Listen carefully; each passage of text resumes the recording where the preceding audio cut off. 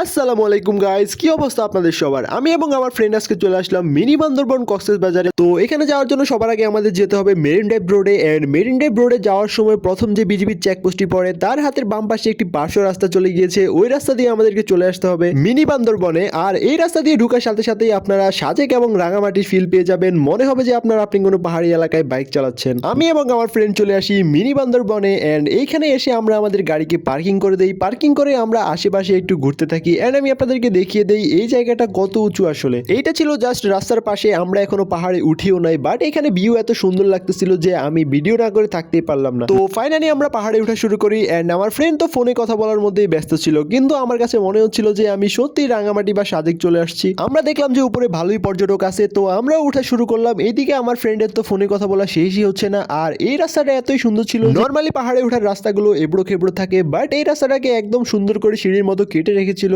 তো ফাইনালি আমরা এখানে কিছুটা উপরে চলে আসি, বাট এটা একদম পাহাড়ের চূড়া না। এখানেই এত সুন্দর ভিউ আসতেছিল যে আমার ফ্রেন্ড তো এখানেই ছবি তোলা শুরু করে, তো ওকে কিছু ছবি ক্লিক করে দিয়ে আমরা উপরে চলে আসি। এন্ড মাশাআল্লাহ উপরের ওয়েদারটা এত সুন্দর যেটা বলার মতন, আপনারা না দেখলে বুঝতেই পারবেন না। বাই দ্য ওয়ে, এই পাহাড়ের একটি ইন্টারেস্টিং পার্ট হচ্ছে এই পাহাড়ের টপ চূড়ায় একটি চায়ের দোকান পেয়ে যাবেন, যেখানে আপনারা চা এবং সিগারেট দুটাই